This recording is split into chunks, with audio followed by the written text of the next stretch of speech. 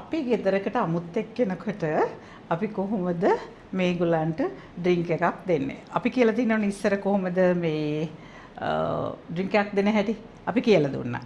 හැබැයි අද ටිකක් වෙනස් දෙයක්. අපි මේ සෝෂල් එටිකට් වල මැනර්ස් වල කතා කරනවනේ අපේ ස්ටයිල් එකට මේවා කරන්න ඕනේ කියලා. ඔන්න බලන්න අද දැන් මම වෙල්කම් ඩ්‍රින්ක් එක දෙන්නේ මෙන්න මේ විදිහට. කොහොමද දෙන්නේ? මේ තියෙන්නේ මේ බලන්න මේ තියෙන්නේ පන්ච් බෝල් එකක්. හරි? මේකේ සාමාන්‍ය පන්ච් බෝල් එකක් ගත්තම අපිට ඒකේ කෝප්ප ටික තියෙනවා, ඒකේ හැන්ඩල් එක තියෙනවා. ඒ වගේම ඒක අපි බෙදන මේකත් එක්කම තමයි එන්නේ, මේ හැන්දත් එක්කම තමයි එන්නේ. එතකොට කොහොමද අපි මේක හදාගන්නේ? ඔයගලන්ට කැමති විදිහට මේ ඩ්‍රින්ක් එක හදාගන්න පුළුවන්. හරි? මම නම් මේ passion fruit එකකුයි එතකොට දෙහි ඒ වගේම පළතුරු දාලා තමයි මේක හදාගත්තේ. මේක බොහොම රසවත් වීමක්. ඉතින් මේ පළවෙනි දේ තමයි දැන් අපේ අමුත්තු එනකොට ඉස්සෙල්ලාම දෙන්නේ මේක. වෙල්කම් කියලා කිව්වනේ. ඊට පස්සේ පළවෙනි එක තමයි මම හොස්ට් හැටියට මගේ එන අමුත්තට පළවෙනි ඩ්‍රින්ක් එක අපි අනිවාර්යයෙන්ම දාලා දෙන්න ඕනේ. හරි? මේ බලන්න අපි මේ අනිවාර්යයෙන්ම මේක දාලා මේ බලන්න මගේ අමුත්තට මම දෙනවා.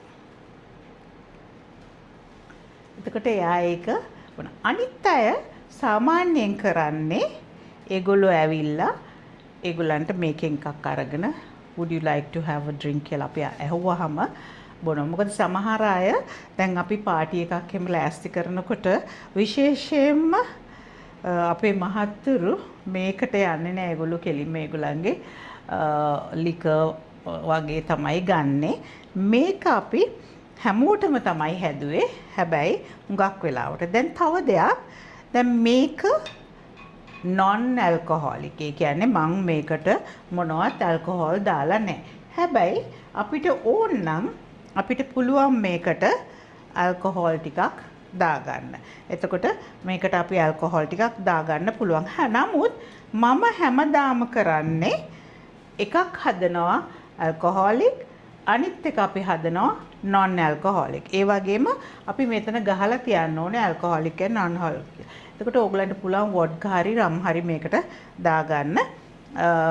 බොහොම රසවත් බීමක්. හරිද? How is it?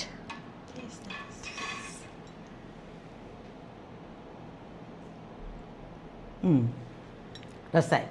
එතකොට මෙන්න මේක තමයි අපි මේ විදිහට තමයි ඉස්සෙල්ලාම අමුත් එකට එනකොට වෙල්කම් ඩ්‍රින්ක් එකකට ෆෘට් පන්ච් එකක් හදලා තියෙන්නේ. හැබැයි ඒක හදනකොට ලස්සනට මේ වගේ තියෙන්න ඕනේ. එතකොට තමයි ඔයගේ පාටි එකත් ලස්සන වෙන්නේ. එනකොටම අමුත්තන්ගේ හිත පිරෙනවා මේ වගේ දෙයක් දැක්කම.